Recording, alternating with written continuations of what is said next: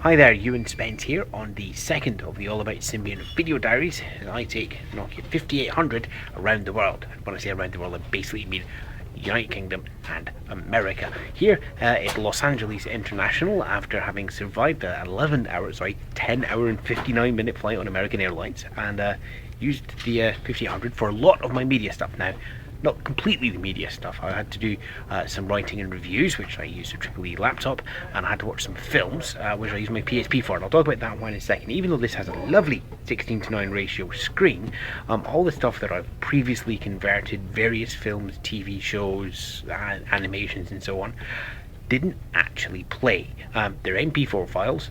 They're using an AVC codec, so there is some codec support issues in here. Obviously it's not a problem if you use the built-in video software or you use the stuff that's internet tablets, but do be warned, your videos that are already sitting on your hard drive might not work. What else? Let's talk about the music player. All my music files and playlists we talked about yesterday.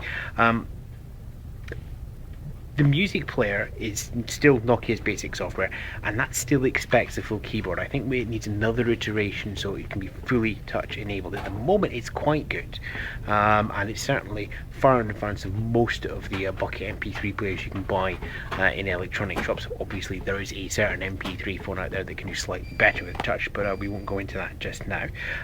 Two main problems I had. The first one was, and this is a problem I've had with other Nokias, is the volume graduation. It literally goes, it's 1 not to 10 scale.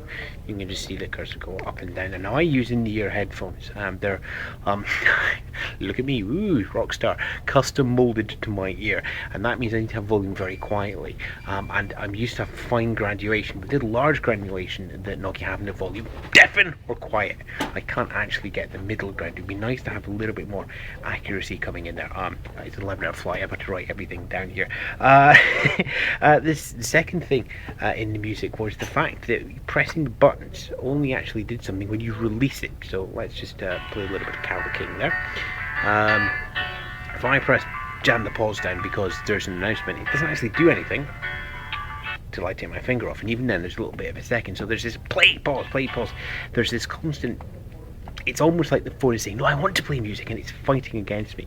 Unlike, say, the N95, which I could show you, but I'm recording on it, which has the pull down, press pause button. It's very easy to get to the controls. Here on the 5800 you don't. You either have to put the volume down, which takes a couple of key presses, or get to the music player, which, as we talked here, is music and buttons, or music now playing buttons. So it's not an instantaneous thing. It's quicker to rip off your headphones. It doesn't work if they're buried into your cochlea.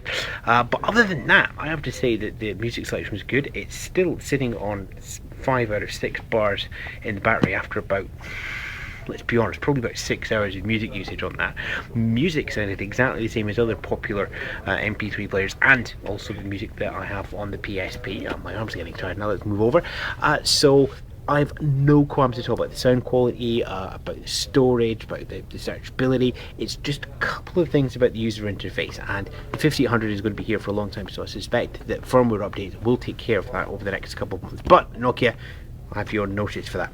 Now, what else did I want to... Oh, very briefly, just wanted to say Mobi Pocket. Those of you who follow me on the site a long time will know I'm a big fan of ebooks, and the 5800 has got Mobi Pocket placed on here, and a couple of my favourite ones. Unfortunately, Mobi Pocket don't yet have a 5th edition, which is touch enabled, so I've had to put the 3rd edition on.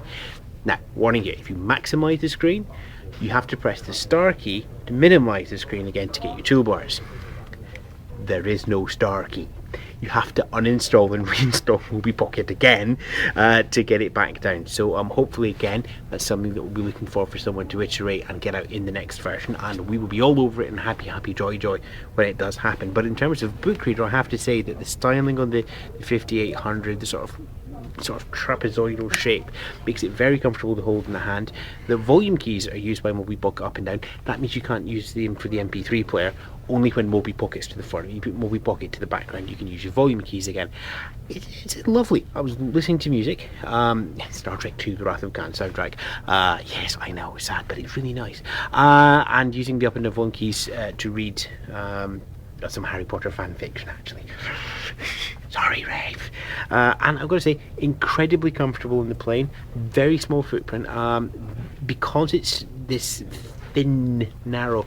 It's much easier to hold in the hand than wider devices, and comparing him to the Nokia N95, I'd actually say this is slightly better for a form factor for book reading. And if multi-pocket software ever works out, it'll be absolutely excellent. So what's the 5800 like on traveling? Well, given time, I would convert up some videos to watch on it as well. But in terms of music and in terms of reading, I have no qualms. Wonderful phone.